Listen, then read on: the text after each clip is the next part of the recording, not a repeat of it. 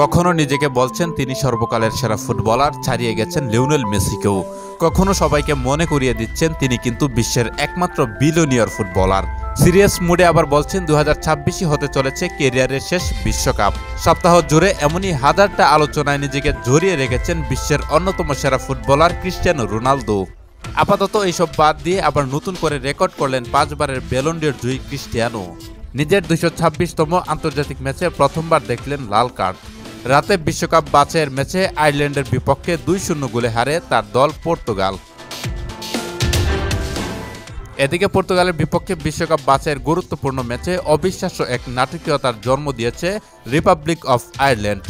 Troy পেরুটের জোড়া গোলে 2-0 ব্যবধানে পর্তুগালকে হারিয়ে বিশ্বকাপে খেলার আশা জেই রাখল স্বাগতিকরা। বল দখলে ও আক্রমণে আধিপত্য থাকলেও গোলরক্ষকের ভুলে 16তম মিনিটে গোল খেতে বসেছিল পর্তুগাল। প্রথম শট নিতে দেরি করেন দিয়েগো কস্তা।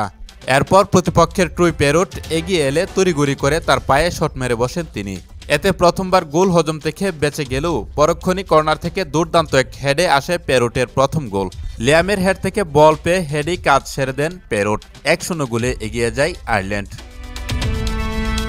এরপর প্রতিপক্ষের করা পাল্টা আক্রমণে 38তম মিনিটে আরও একবার বেঁচে গেলেও রক্ষা হয়নি ম্যাচের 45 মিনিটে। 45তম মিনিটে ডি বক্সে দারুণ থ্রু বল পেয়ে ডিফেন্ডারকে কাটিয়ে ক্লিনিক্যাল ফিনিশ ট্রয় পেরুটের দ্বিতীয় গোল। তাতে হাফ টাইমে আইরিশরা এগিয়ে গেল 2-0 গোলে। পর্তুগাল প্রথমার্ধে 15টি শট নিলেও গোলরক্ষককে বড় কোনো পরীক্ষা নিতে পারেনি।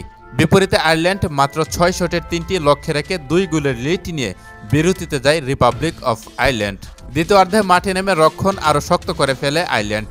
রোনালদো ফেলিক্সরা বক্সে ঢুকতেই পারছিল না। আক্রমণে ব্যর্থতা আর স্বাগতিক সমর্থকদের ডুও সব মিলিয়ে রোনালদোর স্নায়ুচাপ বেড়ে চলছিল তখন। ঘণ্টাখানেক পর ম্যাচের 60তম মিনিটে একটি ফ্রি কিকের মুহূর্তে প্রতিপক্ষ ডিফেন্ডার ও শোয়াকে কোণে মেরে বসেন রোনালদো। রেফারি প্রথমে হলুদ কার্ড দেখালেও পরে বিয়ার দেখে সরাসরি লাল কার্ড দেখান।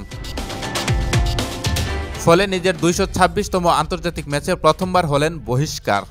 মাঠ ছাড়ার সময়ও রোনালদো সমর্থকদের ব্যঙ্গ করে করতালি দেন, যা আরও বিতর্ক তৈরি হয়েছে। শেষ দিকে আক্রমণের ঝড় তুললেও গোল খুঁজে পায়নি পর্তুগাল।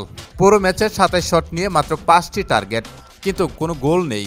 ফলে 2-0 গোলের ব্যবধানে হেরে যায় পর্তুগাল। গ্রুপ এফ এ এখনও শীর্ষে পর্তুগাল 5 ম্যাচে 10 পয়েন্ট নিয়ে, 8 পয়েন্ট নিয়ে 2-এ হাঙ্গেরি এবং 7 পয়েন্ট নিয়ে 3-এ আয়ারল্যান্ড।